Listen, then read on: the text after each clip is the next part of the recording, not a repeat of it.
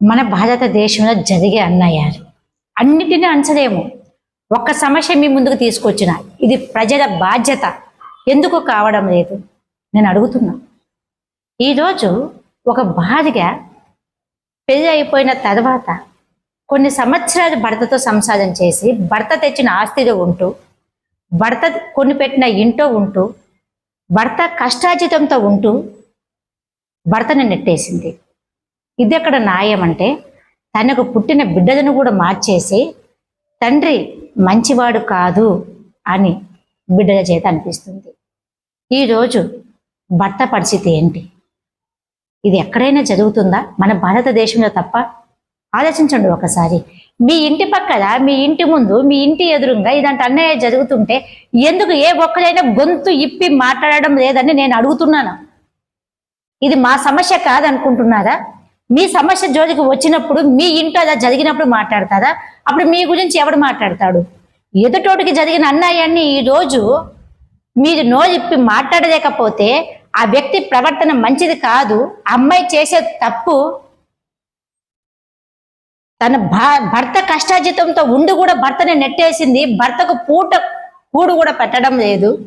తన గురించి మాట్లాడే అవసరం ఎవరికి ఉంటుంది? ఒక బస్తీ వాసులకు కాదా? ఇంటి పక్కల వాళ్ళకి కాదా? చూసే వాళ్ళకి కాదా? మీరు చూడలేదా? ఏంది ఇది? ఎక్కడ అన్యాయం? ఈరోజు మన భారతదేశాన్ని కాపాడడానికి ఎంతో మంది సైనికులు చనిపోతున్నారు. మనమేం చేస్తున్నాం? మన ఇంటి పక్కన జరిగే అన్యాయాన్ని ఎదిరించలేకపోతున్నాం. ఈ బ్రతుకులు ఎందుకు మనకి?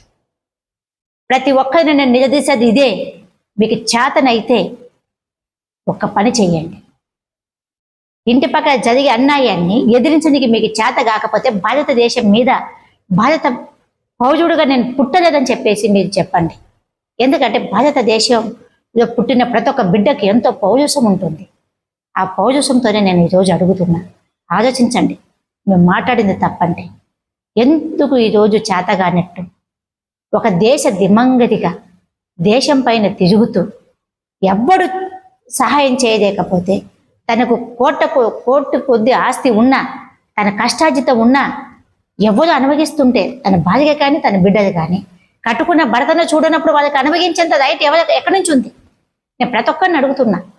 ఈరోజు తప్పు చేసే వ్యక్తి పోయి కంప్లీట్ ఇస్తే, తప్పు చేసే వ్యక్తి పోయి కేసు పెడితే 10 రూపాయలు నాది కాదన్న డబ్బులు ఖర్చు పెడితే తన సైడే న్యాయం చెప్తుంది. తప్పు కాదు. న్యాయం ఎక్కడుంది? సమాధి చేస్తారా? చేస్తూనే ఉంటారా? ఒక్కసారి మన కళ్ళ ముందు జరిగే అన్యాయాన్ని ఎవరైతే ఎదిరిస్తారో అప్పుడే మన భారతదేశం బాగుపడుతుంది. నాకు కాదురే, నా ఇంటి పక్కోడికి అనుకుంటే రేపొద్దున నీ ఇంట్లోనే ఏదైనా జరగవచ్చు. నీకు కాపాడడానికి ఎవడు రాడు. ఆలోచించండి ఒకసారి. ఉంటాం.